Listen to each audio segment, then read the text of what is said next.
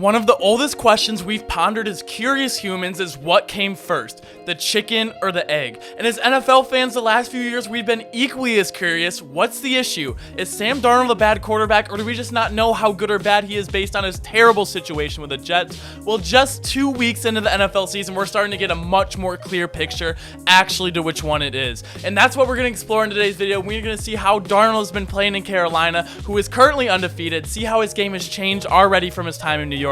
We're going to talk about the psychology of playing for a terrible team, and subconsequently talk about their choice to go with Zach Wilson with their second overall selection. So let's get right into it. In Sam Darnold's first 3 years with the Jets, there were a ton of problems. He was a highly talented quarterback coming out of college, and some even thought he'd be the best out of this entire draft class. But right away, it was pretty obvious there were some insanely talented people, and Sam Darnold instantly got compared to the success that the later selected quarterbacks were having early on. He never played a full 16-game season in those 3 years, and he never put up crazy numbers that jump out at you. And not only did he have a very bad problem with interceptions, but some of them were just outright terrible. He would show flashes of brilliance with plays like this, but then it would also make a statement saying that he's seen ghosts when he played against the Patriots. But also in those 3 years, he had nothing but dysfunction around him. He had a lack of talent at receiver. He had a bad offensive line. Every star player on this team wanted out because they were in a losing organization and they thought their coach was an idiot. But before we get into the psychology of playing for a bad team, or Sam Darnold or Zach Wilson on the Jets, we need to take a look at what he's done in Carolina. In his first game, he actually played the Jets, and he was 24 of 35, 279 yards, 1 touchdown, and no interceptions. In week 2 against a much better Saints team, he was 26 of 38, 305 yards, 2 touchdowns, and a pick. What I saw from these games was a much different quarterback, and I know that Matt Rule had a talk before the season. He probably sat him down and said something like this: Sam, you don't have to be that guy anymore. You are a top prospect and the man at USC, and for the Jets, if it wasn't for you making plays out there, there was no offense. But here we have a guy in Christian McCaffrey we're going to run the offense through. We need you to protect the football, make positive plays, throw it away instead of forcing it downfield, and our defense is much improved, and our O-line is going to give you a clean pocket, and the defense is going to respect McCaffrey so much, you're going to have a favorable matchups all over the field, and the best running back safety blanket in the league. That's how I imagine that talk going, because that's exactly what I saw. Let's look at some plays against the Saints from yesterday.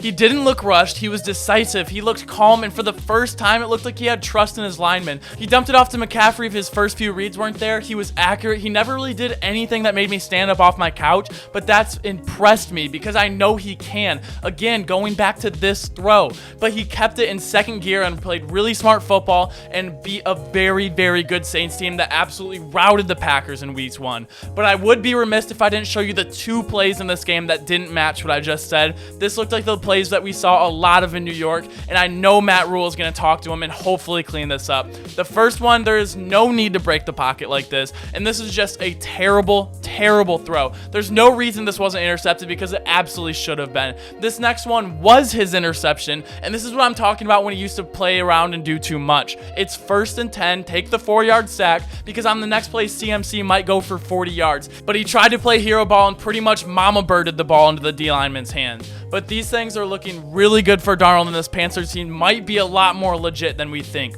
Now, let's talk about the psychology of playing for a bad team. And for some credentials, I have a psych degree, and I worked with the lead sports psychologist for an NBA team, so take it for what it's worth, but it's not all bull jive. But being a professional athlete is hard, especially a quarterback. The long days of training, studying the playbook, studying film, the meetings and the rehab, it's just more work than any of us can comprehend. But playing for a bad team makes it 100 times worse, because the reward for all your sacrifices just aren't there. They're putting in the same hours, and year after year, they have to get their team fired up to go ready and play a week 15 game with a 2-13 record. The fans know you stink. They're not happy that you stink. And not only that, but you have an O-line that you don't trust, and you're taking hits from 350-pound defensive linemen, and it's not any more fun when you're down 3 possessions. It can take away from the love of the game, the drive, and if you've ever had a boss you've hated, imagine the whole state that knowing your boss, Adam Gase in this case, stinks at his job, and that's all you have.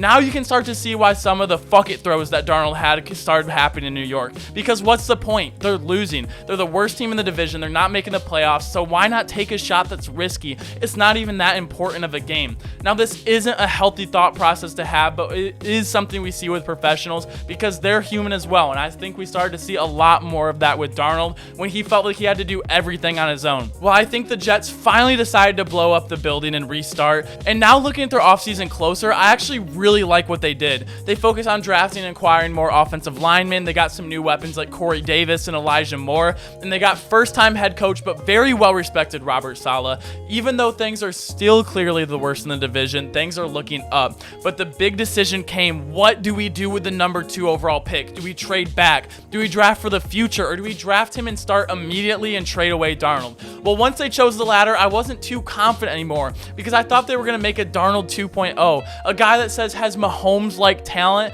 is going to be put out to dry week 1. Going from BYU to the NFL is a huge jump. And it seemed ideal to keep Darnold for at least one more year on his rookie deal so he had some more time. But week 2 came around for Zach Wilson and he sucked.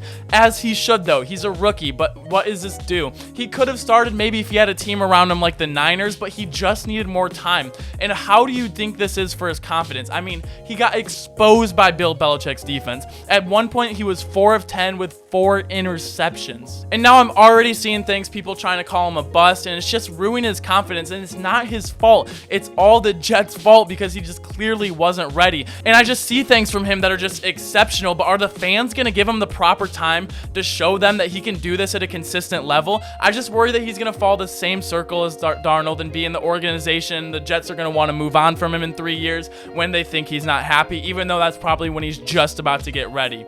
You can already hear it in his cadence when he sounds more defeated as the game went on. Here's his cadence early on. 18! To the 1st and 10. And here's his cadence at the end of the game, taking meaningless snaps. I want to be able to not have someone like yell at me when I'm going down the And this might be reading way too far into it, but I noticed this as I was watching the game. His voice just didn't have the same command or enthusiasm as it did when the game was close. And these are going to be a couple of long years. I don't think this is going to happen because I actually really like the direction and some of the choices they made in the offseason. This seems like things are heading in the right direction, but I am very, very glad to see Darnold in a new location and absolutely thriving. And as far as Zach Wilson, I hope the fans are going to be patient with him. The coaches are going to be patient with him because he is immensely talented. I love some of the things I saw from him out of the preseason and obviously in college. And in some of these games, he's done some really great things. But it is new. He is a rookie. He's doing rookie things, and that's okay. They need to be okay with that too. I hope that they stick it out and they don't ruin his confidence like I think Darnold's was before he left. But let me know what you guys think. Let me know what you think about Zach Wilson. Let me know what you think about Sam Darnold. Make sure to like this video if you like videos like these. Comment down below what you think. Make sure to subscribe if you enjoy daily sports content. I appreciate y'all so much. Thank you so much for checking out the channel. And yes, I did leave my mic running on, my camera running on all last night. So I don't have a face cam today. Very sorry about that if you care about that. But if not, I will see you guys all tomorrow. Peace.